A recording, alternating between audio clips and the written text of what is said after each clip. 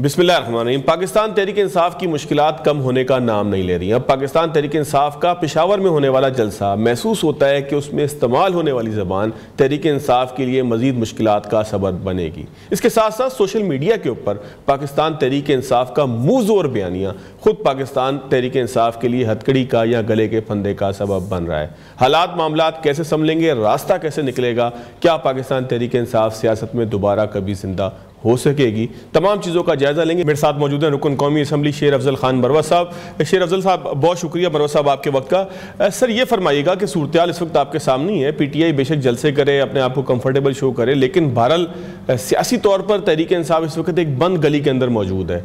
अगर आप तजिया करें, हकाइक को देखें, तो आपको क्या लगता है कि इस बंद गली के अंदर धकेलने वाले इमरान खान साहब को खान साहब खुद थे जो इस जगह लेकर आ गए, उनकी बहनें थीं जो उनसे जेल में जाके मिलती रहीं, और महसूस ये होता है कि उन ट्वीट्स के ज़रिए कि जिसके ऊपर ये सख्त रद्द-ए-अमल आया, वो उनकी बहनों के ज़रिए ही माजी में भी और अब भी जो है वो उन लोगों तक मुंतकिल होते रहे कि जिन्होंने सिर्फ टाइप करके जो है वो उसको ट्वीट कर देना, तो खान साहब इसको तस्लीम भी करते रहे कि ये इनका ट्वीट था।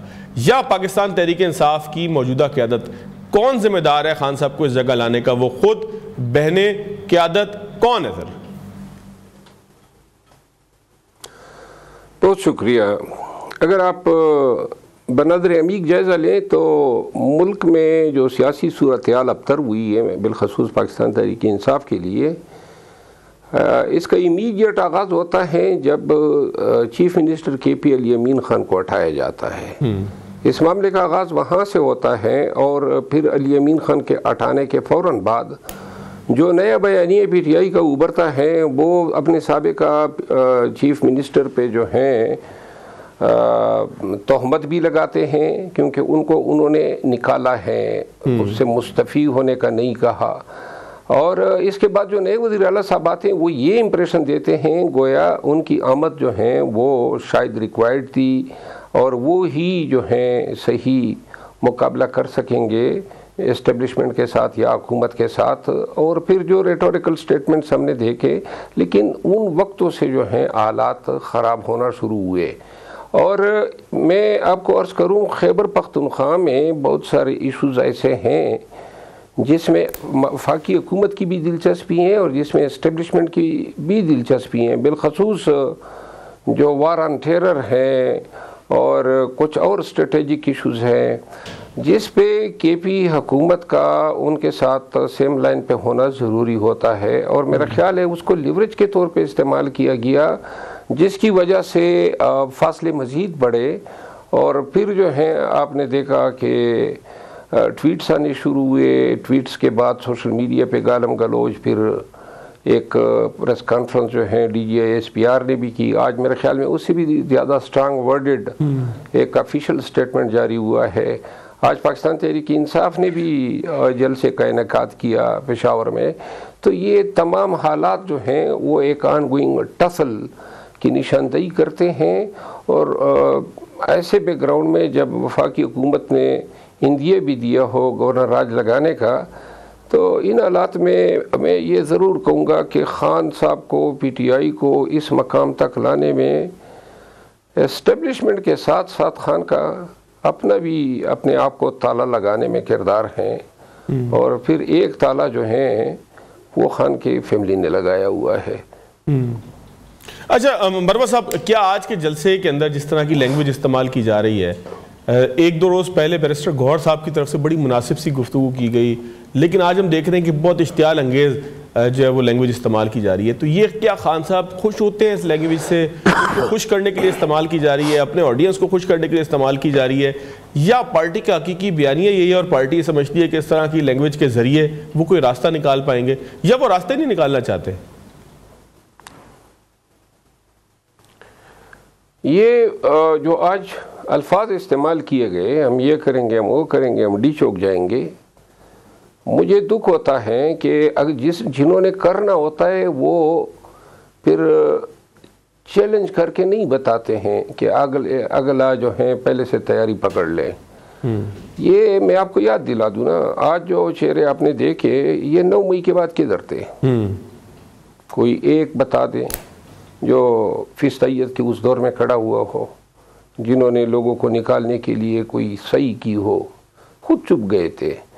तो ये जो आज अल्फाज की जो बरमार हुई वो एक तो रद्द अमल था। और एक बात मैं अर्ज़ कर दूँ, DGSPR की प्रेस कॉन्फ्रेंस न होती तो शायद ये जलसा जो है इसकी साइज इससे भी छोटी होती। बाकी जो है ये जो अल्फाज, ये जो बुलंद बांग दावे कर रहे हैं PTI में, एक मसला है वो ये है कि आप वर्कर को उम्मीद दिला देते हैं, फिर वो आपसे वही करवाना चाहते हैं। और मुझे पता है कि ये जनवरी भी गुजर जाएगी, फरवरी भी गुजर जाएगी, कुछ नहीं होगा। ये जो डी चौक के नारे लगा रहे हैं ये सिर्फ बयानों में और इस तरह पुरतशद्दुद नारों में अपनी हुकूमत को डबो देंगे, कर कुछ नहीं पाएंगे।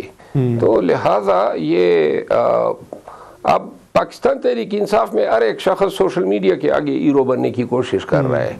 जितनी आपकी ज़बान में तुरशी होगी, तलखी होगी, जितनी आप जो है मुखालिफ को बुरा भला कह सकते हैं, उतना ही उसकी वाह वाह होती है। और ये जो जंग है PTI की तरफ से वो सिर्फ वाह वाह पे हैं। अमली तौर पे आपको नवंबर 2024 के बाद कुछ नज़र नहीं आएगा।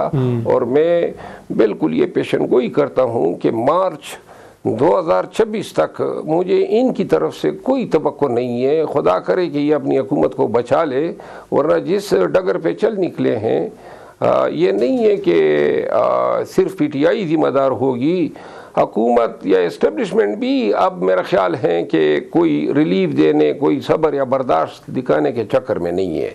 तो लिहाजा अगर मार्च तक हुकूमत बच पाई तो ये मेरे ख्याल में वज़ीर आला जो हैं खैबर पख्तूनख्वा का बहुत बड़ा कारनामा होगा। लेकिन अगर न बचा सके तो इसके बाद जो है फिर तारीख दोहरी है। अच्छा शेर असल बर्रो साहब, आप भी मिलते थे खान साहब से जेल में, अली अमीन गंडापुर साहब भी मिलते थे। जब तक आप लोग थे तो खान साहब की ज़बान में उस तरह की तुर्शी नहीं थी, हालांकि वही जेल था, वही हालात थे, वही मामलात थे। लेकिन आप लोगों के ना मिलने के बाद अब मुलाकातों पर पाबंदी का भी एक आउटकम आया है, और हम देख रहे हैं कि एक आउटकम आया है उनकी ज़बान जो वो इस्तेमाल करना शुरू हुए। तो सर ये फ़र्क कहाँ पे आया? क्या उस क़यादत की तरफ से फ़र्क आया कि जो पहले मिलती थी खान साहब को समझाती थी, मैं आपकी तरफ इशारा कर रहा हूँ, अली अमीन साहब की तरफ इशारा कर रहा हूँ, तो क्या आप लोग खान साहब को समझाते थे कि क्या रिस्पॉन्स देना चाहिए, क्या रिस्पॉन्स नहीं बनता? अब उन्होंने क्या ऐसी गलती की? फ़र्क कहाँ पर पड़ा है सर? उन लोगों मिलने वाले लोगों का फ़र्क है ये? देखिए, एक बात तो मैं सच्ची कहूँगा, खान साहब ने कभी भी एग्रेशन छोड़ा नहीं है। खान साहब ने कभी भी अपने किसी बयान में थोड़ी सी भी किसी को जो है रियायत देने की कोशिश कभी नहीं की है। उनके बयानात उस वक़्त भी ऐसे ही होते थे, लेकिन हिकमत के तहत हम सब ने ये फैसला किया था कि खान के बयानात जो हैं उनकी वो एग्रेशन का लेवल सोशल मीडिया पे हम नहीं जाने दे रहे थे, और ताकि मामलात को ज़रा थोड़ा सा खुशअस्लूबी से सुलझाया जा सके। और 3-4 मामलात ऐसे अवकात ऐसे आए जहां हमारे मामलात निपटते रह गए। लेकिन ये भी सोशल मीडिया जो है ये ठग अफवार थी। PTI के अंदर सोशल मीडिया अपने लिए एक डोमिनेंट रोल चाहती थी, और वो ये चाहती थी कि बयानिया वही हो, चाहे खान कुछ भी कहे, बयानिया वो तरतीब देना चाहते थे। तो लिहाजा ये बिल आखिर वो कामयाब हुए। अब पाकिस्तान तहरीक इंसाफ के तमाम नैरेटिव्स, तमाम अवामिल, करना क्या है क्या नहीं करना है, वो अब सोशल मीडिया के ट्रेंड की सूरत में मुरतब होते हैं। और लीडरशिप जो हैं उनको चारों नाचार उस पर अमल दरामद करना पड़ता है। तो लिहाजा यही सूरत हाल है। आज ये जो जलसा हुआ है, ये हमारे एक रिश्तेदार थे, तो वो जनाब हर वक्त 30 साल उनकी शादी को हो गए थे, हर वक्त अपनी बेगम के सामने एक्टिंग करते थे, अपने हर वक्त अपनी बेगम के सामने हीरो बनना चाहते थे। तो हमारे PTI के लोग जो हैं आजकल सोशल मीडिया के सामने हीरो बनने की कोशिश करते हैं।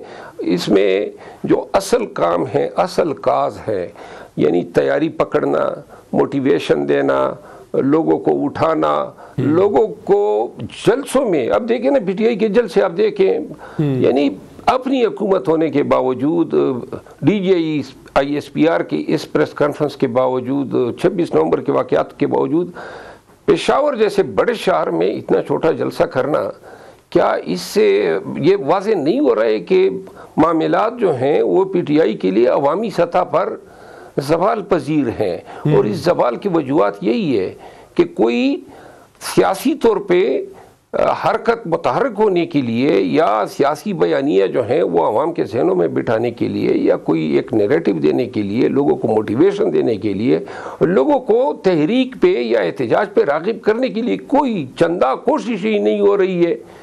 जो हो रहा है उसने लोगों को, मिसाल के तौर पे जो अली अमीन खान के दौर में ठेके हुए थे या जो टेंडर हुए थे या जो काम दिए गए थे, सुनने में यह आ रहा है कि अब जनाब उन कामों को रोक दिया गया है।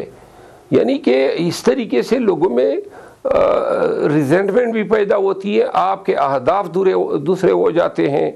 बाकी वज़ीर आला खैबर पख्तूनख्वा जो हैं वो तजर्बे की कमी है, बाकी उसकी ज़ात में मैं कोई ऐसी चीज़ें नहीं देख रहा हूँ कि जिसके हवाले से मैं कह सकूँ कि शायद इससे, अलबत्ता जो जिन लोगों के ये नरगे में हैं और जिस तरफ ये मसाफत जो है तय करने की कोशिश की जा रही है, न इस अंदाज में ये अहलियत रखते हैं, कैपेसिटी खो चुके हैं। जब तक पार्टी जो है ये कुसर पुसर से निकलेगी नहीं, ये गलत फैसलों से निकलेगी नहीं, जो असल सियासी लोग हैं उनको मामलात सुपर्द नहीं करेंगे, और जो लोग पार्टी को यकजा कर सकते, मुतहर्रिक कर सकते हैं, इस तरीके से मेरी पसंद फलां है, इसको हटा दो, उसको गिरा दो, इन फैसलों से जो है पार्टी का सिर्फ दड़न तख्ता हो सकता है।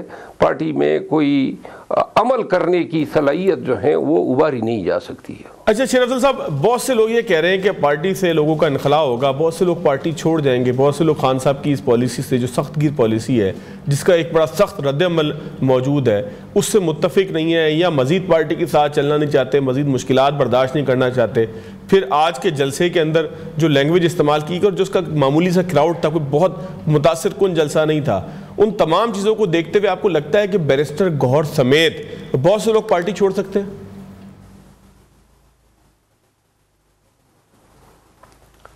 बैरिस्टर गौहर साहब जो हैं वो बड़ा आला ज़र्फ़ आदमी है, और इस शख्स ने पाकिस्तान तहरीक इंसाफ को मुतअद्दिद मौक़े पे बहुत बड़े नुकसानात से बचाया है, और उनकी इन खिदमात का सिला इस शक्ल में दिया जा रहा है कि उसको मुसलसल नज़रअंदाज किया जा रहा है। हर उस शख्स को नज़रअंदाज बल्कि बेतौकीर किया जाता है जो इनको सेंस में रहने का कहता है, जो उनको अपनी औकात में रहने का कहता है, जो इनको मफ़ाहमत की तरफ जो है ले जाने की कोशिश करता है, और वो शख्स उनकी नज़रों में गद्दार ठहरता है। हर वो शख्स जो है इनकी नज़रों में जो है अपनी उकत को देता है, जो ये कहता है कि जनाब मिल बैठना चाहिए, पाकिस्तान का सोचना चाहिए, सूबे का सोचना चाहिए। हमारे पास जो बयानिए थे फरवरी 2024 के वक्त, उनमें से एक बयानिया आपको पीटीआई की किसी जलसे में सुनाई नहीं देगा। कोई ये नहीं कहेगा आपको कि जी हमने अदलिया को आज़ाद कराना है, हमने मैंडेट को रिकवर करना है। सारी बातें हो गई एक तरफ और DGSPR की प्रेस कॉन्फ्रेंस हो जाती है या पीर खान की रिहाई हो जाती है। अब ये दो ऐसे बयानिए नहीं है जिन दो बयानियों पे आप पूरे मुल्क को उठा दें। जहाँ तक पार्टी छोड़ने का ताल्लुक है, पार्टी सिर्फ खैबर पख्तूनख्वा में है, बाकी कहीं पर तंजीमी शक्ल में मौजूद नहीं है किसी भी सूबे में या मुल्क के किसी दूसरे हिस्से में। और खैबर पख्तूनख्वा में एक गवर्नर राज की मार है। जिस दिन इन्होंने गवर्नर राज लगा दिया उसके दूसरे दिन 25-30 MPs जो हैं वो पार्टी छोड़ के इनके साथ मिल जाएंगे, और इन हाउस चेंज जो है इनके लिए बड़ी आसान होगी। ये होने को हो रहा है, लेकिन इनको एहसास ही नहीं है। इनको कौन बताएगा कि ये लोग आपके साथ ठहरने वाले नहीं हैं, लेकिन ये चाहते हैं कि ये और अगर ये पाकिस्तान तहरीक इंसाफ की ये आखिरी बेशन है जहाँ ये सांस भी लेते हैं, जहाँ चुपते भी हैं, जहाँ कभी रिलीफ भी मिलता है, वसाइल भी मिलते हैं। अगर खैबर पख्तूनख्वा की हुकूमत चली गई, 40,000 9 मई के केसेस, टोटल 56,000 केसेस PTI के ख़िलाफ़ दर्ज हैं, जिसमें मैं भी शामिल हूँ, और यकीन करें PTI के लोगों के लिए जीना अजीरन हो जाएगा। सर, अभी गवर्नर राज के रास्ते में क्या रुकावट आप समझते हैं? वफाकी हुकूमत की अभी विल नहीं है गवर्नर राज लगाने की, कानूनी तौर पर कमज़ोर है गवर्नर राज लगाने का इम्कान, या पाकिस्तान तहरीक इंसाफ की पावर है कि जिससे डर कर गवर्नर राज नहीं लगाया जा रहा, या हिकमत अमली है इस वक्त जो मौजूद क़यादत है KPK के अंदर उसकी के जो गवर्नर राज लगने नहीं दे रही? क्या चीज़ आपको लगती है कि जिसकी वजह से भी लगाया नहीं जा रहा? ये टाइम नहीं आया अभी? मेरा ख्याल ये है कि शायद PTI के कुछ सर्कल्स ने गवर्नर राज न लगाने के इवज़ मुफ़ाहमत या ताउन की कोशिश या बयान जो है आगे इनके सामने रखा है और उसके खदोखाल का शायद जायज़ा ले रहे हैं कि क्या इस तरीके से हम चल पाएंगे या नहीं, क्योंकि मैं ख़ुद देख रहा हूँ कि इंतज़ामी तौर पर 3-4 रिलीफ मरकज़ को दे दिए गए हैं, लेकिन शायद इसी पे इक्तफ़ा नहीं होगा। अभी मौजूदा वक्त में मरकज़ के लिए गवर्नर राज लगाना कोई मुश्किल काम नहीं है। एक नोटिफिकेशन जो है वो इनके लिए काफ़ी है मौजूदा वक्त में।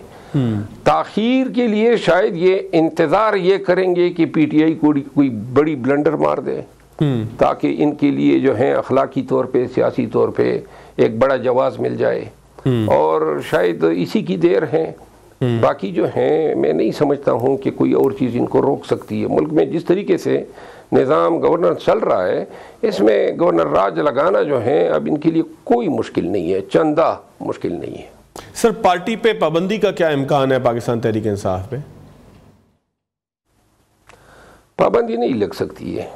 पाबंदी PTI जो है कानूनी तौर पर कोई पार्टी इलेक्शन कमीशन की नज़रों में है ही नहीं, तो किस चीज़ पे पाबंदी लगाएंगे?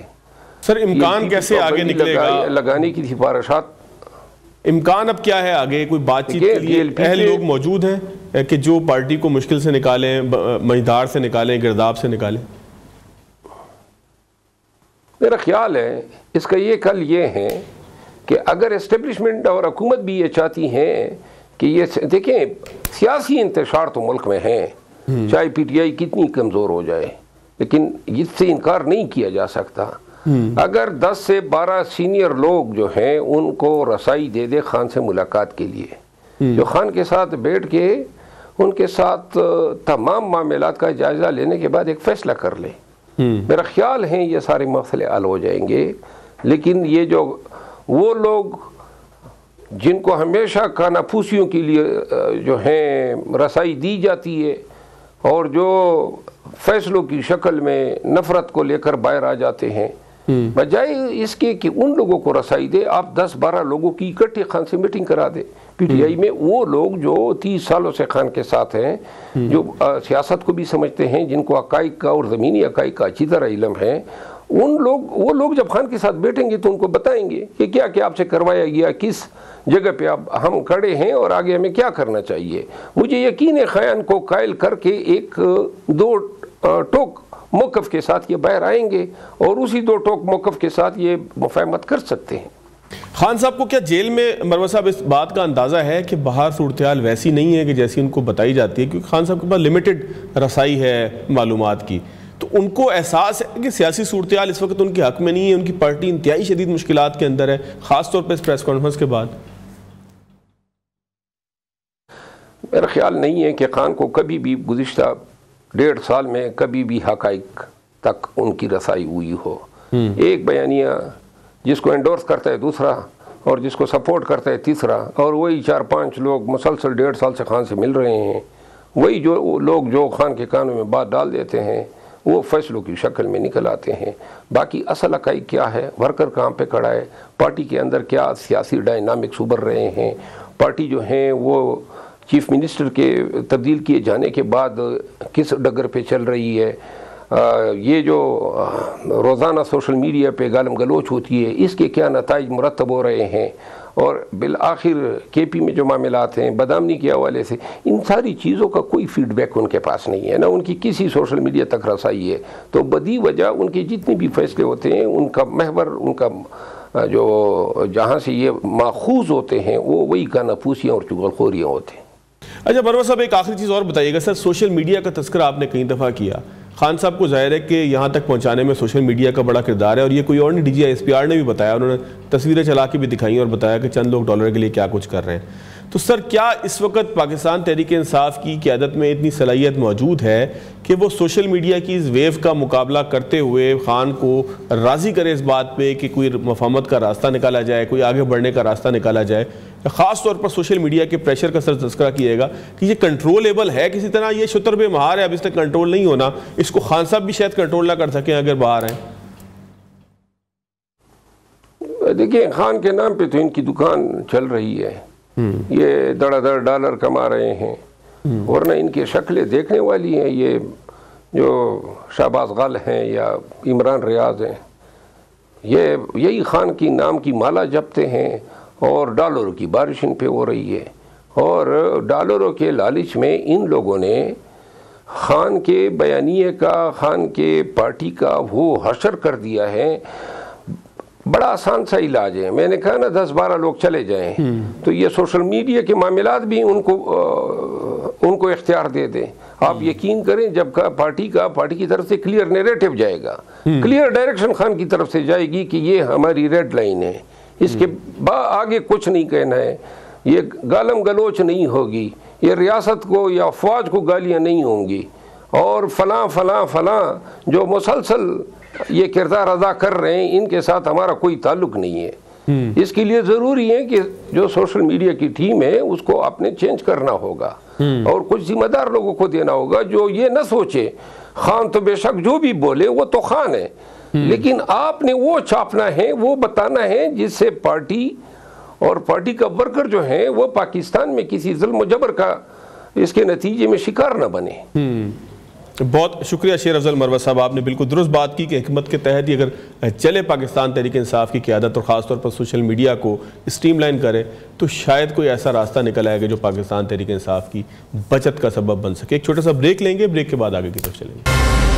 ब्रेक के बाद खुशामदीद, मेरे साथ मौजूद हैं वहीद अहमद साहब, पैटर्न इन चीफ हैं Pakistan fruit and vegetable exporters के। वही साहब, बहुत शुक्रिया आपके वक्त का। वही साहब, मामला ये है कि कहते हैं कि किन्नू की बड़ी बम्पर क्रॉप हुई है। एक तो ये हुई कैसे है, जो मुश्किलात पहले थी, शेल्फ लाइफ की एक मुश्किलात आ रही थी जब गुज़िश्ता साल आपसे बात कर रहा था, इस साल वो मुश्किलात क्या हल हो चुकी हैं? किन्नू वाकई इस मयार का है कि दुनिया को हम बेच सकें, उसमें रस है, उसमें मिठास है, जो तमाम इंग्रेडिएंट्स होते हैं एक्सपोर्ट करने के लिए, क्या वो मौजूद हैं? उस बम्पर क्रॉप का रीज़न क्या है? अच्छी बारिशें हैं, वेदर है, अच्छी पॉलिसी है, अच्छा बीज है, समझ गए हैं लोग कैसे काम करना है, पिछली दफ़ा जो नुकसान हुआ था वो ख़त्म हो गया है, कीड़ा नहीं लग रहा, जो भी चीज़ें हैं एक तो वो बता दीजिएगा। और फिर एक्सपोर्ट की इस वक्त क्या सूरत हाल है एक ऐसे मामले के अंदर कि जब स्टेट बैंक इजाज़त देता हो कि आप ईरान के थ्रू जो है वो हुकूमत की मर्ज़ी से एक्सपोर्ट कर सकें, अब इस वक्त क्या सूरत हाल है आज लम्हा मौजूद में? जी, बिस्मिल्लाहिर्रहमानिर्रहीम। पहले तो आपका बहुत शुक्रिया फवाद और न्यूज़ चैनल का कि आपने मुझे दावत दी है। और एक मेन टॉपिक पाकिस्तान का जो किन्नू सीज़न ऑलरेडी 1 दिसंबर को स्टार्ट हो चुका है। जो आपने बात की है कि bumper crop compare to last year इस बार हमारा बहुत किन्नू है। जो आपने बात की है कि इस किन्नू के अंदर जो क्वालिटी है और जो शेल्फ लाइफ है वो वैसे ही है, क्योंकि किन्नू 60 साल से ऊपर हो गया, हमें वैरायटी को बदलना पड़ेगा। इसलिए हम जो 5-5.5 लाख टन जो एक्सपोर्ट करते थे वो पिछले साल हम 2.5 लाख टन पे आ गए। तो और हम गिरते जा रहे हैं क्योंकि इसकी कोई भी चीज़ एक्सपोर्ट की जाती है फ्रूट्स में या वेजिटेबल में, उसकी शेल्फ लाइफ होना बहुत ज़रूरी है, क्योंकि आपके ट्रांसिट टाइम बहुत लंबे चाहिए होता है। जैसे रशिया मार्केट है, कनाडा, यूके और फिर आपकी फार ईस्ट में, और उसके बाद जब से रेड सी का भी हुआ तो वो भी ट्रांसिट कनाडा का। तो बात ये कि हमने न्यू वैरायटीज़ पे कमेटी बनी थी पंजाब हुकूमत ने, और बजट में भी उन्होंने आई थिंक 1.4 बिलियन रुपीस जो है वो अलॉट किया है। मगर अनफॉर्चुनेटली मार्च में मीटिंग हुई थी इस साल, और उसके बाद आज दिसंबर हो गया, कोई मीटिंग नहीं हुई है, कोई इसका प्लान नहीं है कि क्या हो रहा है उसमें। पंजाब हुकूमत अगर फंड हो गया, उसकी चीज़ें हो रही, तो सामने अभी तक कोई सामने नहीं आई चीज़ जिसमें मैं कोई कमेंट करूं। इसलिए कि हमने जो हुकूमत को कहा था कि आप जो है सबसे पहले आपको इंटरनेशनल इंटरनेशनली कंसल्टेंट चाहिए, फिर लोकल कंसल्टेंट भी उनके साथ लगाएं कि क्योंकि हमारे लोगों को भी जो है कैपेसिटी बढ़े और उनका भी जो है विजन बढ़े कि किस तरीके से काम करना है। हमने कहा है कि कुछ मुल्कों से वैरायटीज लाएं या लगाए, एक लॉन्ग प्रोसेस है और सबसे पहले आपको नर्सरी डेवलप करनी पड़ेगी स्टेट ऑफ द आर्ट, और उसमें जो है हुकूमत जो हमारे कानून है उसको लागू भी होना चाहिए, इसलिए कि नर्सरी से ही आपके डिजीज स्प्रेड होते हैं। अनफॉर्चुनेटली कानून तो है मगर इम्प्लीमेंटेशन कहीं भी नहीं है उसकी। वो कहीं 4 सूबों की मैं बात करूं या पूरे पाकिस्तान की बात करूं, वो कहीं भी इम्प्लीमेंटेशन नहीं है। तो एक लंबा प्रोसेस है। अगर मैं समझता हूं अगर वो काम होता है तो हमें नए एरिया पे भी जाना पड़ेगा, न्यू वैरायटीज पे भी जाना पड़ेगा। हमारा एक विजन था जो एसोसिएशन ने दिया है कि अब अक्टूबर से लेके मई तक इसको सीजन हमें चाहिए, क्योंकि 2-3 महीने का सीजन अब रह गया किनू का। आप देख लेना दिसंबर में शुरू हुई एक्सपोर्ट तो फरवरी में जाके खत्म हो जाएगी। पहले ही किनू, अगर जब किनू आज से 5, 7, 8 साल पहले हम पीछे चले जाएं तो किनू तो मई में शुरू होता था, एंड मई में होता था उसकी एक्सपोर्ट। और जब हमें अच्छी तरह याद है जब दुबई में आम अराइवल हो रहा होता था तो किनू भी अराइवल हो रहा था। इतनी स्ट्रॉन्ग शेल्फ लाइफ थी। तो बताने का मकसद ये था कि हम कहाँ से कहाँ खड़े हो गए। हमारा फरवरी में खत्म हो जाता था और उस वक्त हमारा अप्रैल तक हम हार्वेस्टिंग करते थे, फिर कोल्ड स्टोरेज में रखते थे। इनफैक्ट कि हम कोल्ड स्टोरेज में रख के भी इसकी शेल्फ लाइफ होती थी कि एक्सपोर्ट करने के लिए। तो ये तो मैंने अपने आंखों से ही चीजें, जो अगर आप 20 साल पहले चले जाएं और होते होते उसकी जाहिर बात है हमने कोई काम नहीं किया, पैरेलल कोई वैरायटीज के ऊपर काम नहीं किया। और आज ये हो गया कि इंडस्ट्री में 4.5 लाख लोगों का रोजगार है, 300 से ज्यादा फैक्ट्रियां वहाँ पे। आप वो, मैं अपनी मिसाल दूं, हमने 95 में फैक्ट्री लगाई थी। अनफॉर्चुनेटली आज तीसरा साल है मैं एक्सपोर्ट नहीं कर रहा।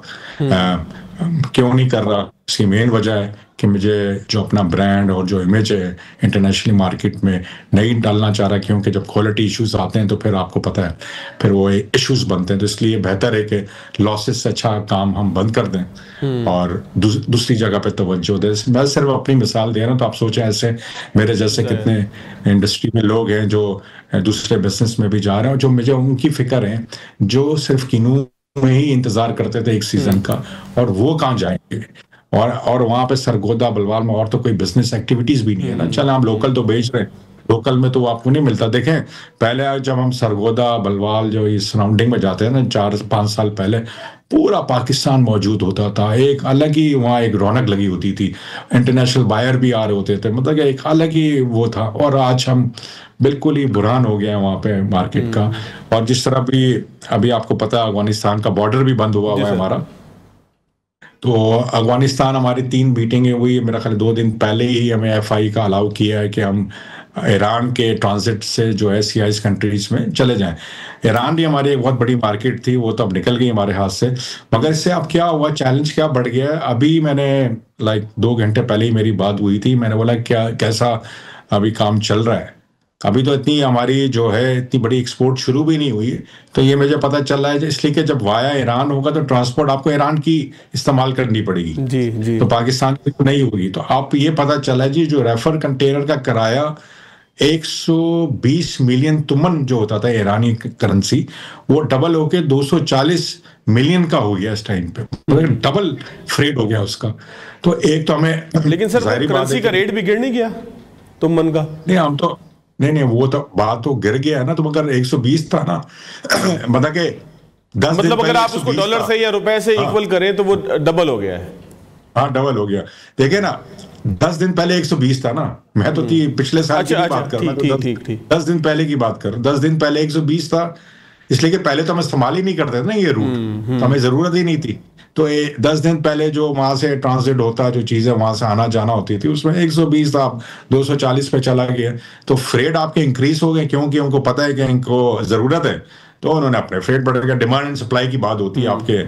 अब वहां पे जाहिर बात है वो आई डोंट नो कि अभी तो ये पहला 2 दिन है, देखते हैं आगे और बातें क्लियर होगी। कुछ हम ईरान की हुकूमत से भी बात करेंगे, अपनी हुकूमत को बोल के कि इसमें पढ़ें कि वहाँ पे ये जो चीज़ें हो रही हैं बेहतर हो। इसलिए कि आज हमें ज़रूरत है ईरान की, तो ईरान भी एक अच्छा अपना फ्रेंडली गुडविल दे हमें, कि हम भी, जाहिर बात है ये चीज़ें ना ये कल आज हमारे साथ है, कल उनके साथ भी हो सकती है। तो ये चीज़ों को देखना चाहिए।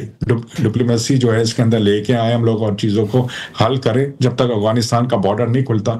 मेरा तो यही कहना है कि ठीक है, हमारी पहले प्राइवेटी सिक्योरिटी है, ज़ाहिरी बात है, हर मुल्क की सिक्योरिटी होती है, मगर एक आमने सामने दोनों मुसलमान मुल्क ही है। तो मैं यही कहूँगा जल्द से जल्द दोनों मुल्क बैठ के इस मसले को हल करें। ये नहीं कि अफगानिस्तान की जो बिजनेस था या जो भी था वो दूसरे मुल्क की तरफ चले जाए और फिर हम बैठे रहें बातों में, दूसरे लोग करीब चले गए और हम दूर हो गए। तो हमारी क्या पॉलिसी देखें, नेबर्स जब भी आप जो है ना, दोस्त तो बदल सकते हैं मगर नेबर को नहीं बदल सकते हैं आप।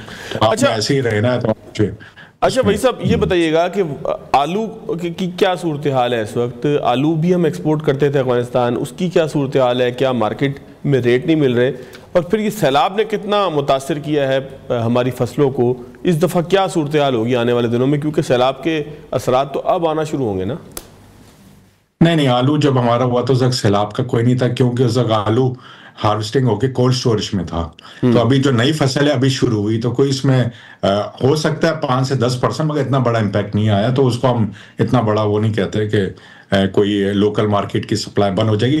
जिस तरह कीनू के लिए हमारी FI हमें एग्जाम कर दी गई है ईरान के ट्रांजिट के लिए, इसी तरह आलू की भी कर दी गई, इसलिए कि आलू सबसे बड़ी मार्केट हमारी है ही CIS कंट्री, जो 4 से 5 लाख टन साल से ज्यादा वहां पे ही जाता है।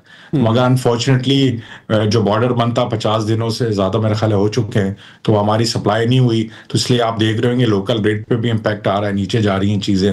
तो हम ये नहीं कहते कि इतनी प्राइसें भी बढ़े हों, ना इतनी कम हो कि किसान और जिन्होंने माल को स्टोर किया हुआ है वो अपने खर्चे भी ना निकाल सकें। तो ये चीज़ है ना, क्या होता है शॉर्ट टर्म में तो आपको ये चले जी हम खुश हो जाते हैं, लोकल मार्केट सस्ती हो गई, ये होगी। कल को क्या होगा, किसान लगाएगा नहीं, तो फिर वो एक लगाएगा नहीं तो इससे ज़्यादा महंगा होगा। तो हमें इस तरह की वो ना करें। हम कहते हैं प्रॉफिटेबिलिटी आपकी जो है ना 15% होना चाहिए बिजनेस में, अगर आप बिजनेस कर रहे हैं तो एटलीस्ट, इसलिए कि आप आलू लगाते हैं पूरे साल का इंतजार करते हैं, 15 से 20 जो है आपकी इन्वेस्टमेंट है, सब कुछ है। तो हम लोग जो फ्रूट एंड वेजिटेबल का ऐसा समझते हैं कि शायद ये जो उगती है हर चीज फ्री उगती है, तो इसके अंदर कोई खर्चा नहीं होता। तो ऐसा तो नहीं है ना कि जिसमें खर्चा ना हो।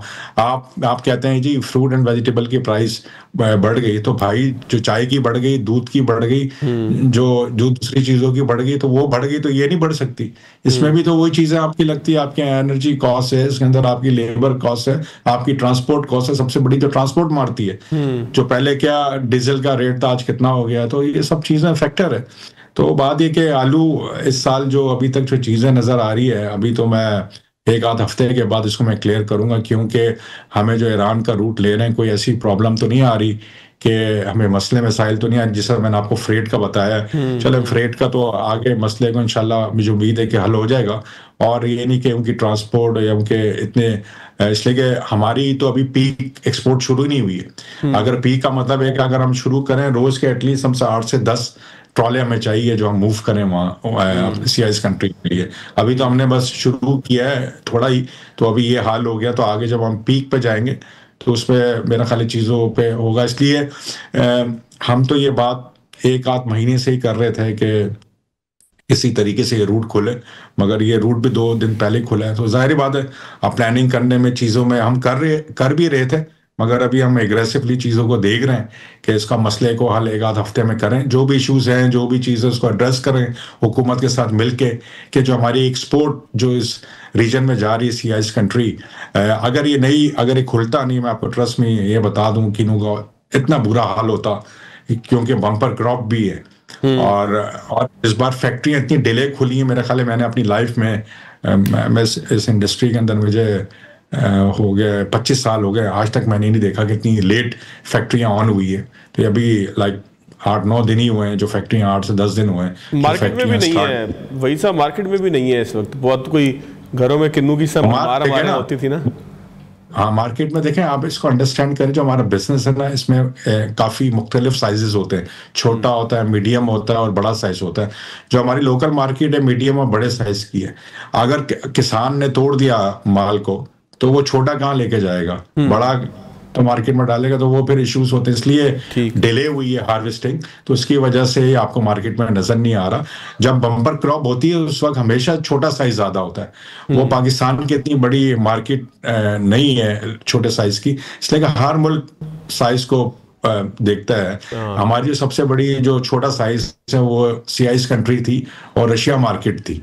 अगर ये नहीं खुलेगी तो इसलिए अगर मैं इस बात अगर अपनी टोटल प्रोडक्शन की बात करूं तो मेरा ख्याल है 50% से ज्यादा तो छोटा साइज है, तो वो कहाँ जाएगा? ठीक हो गया। तो ये इसी से बहुत बहुत शुक्रिया भाई साहब आपके वक्त का। नाज़रीन, आज के प्रोग्राम से इतनी ही, याद दीजिएगा। अल्लाह हाफिज़।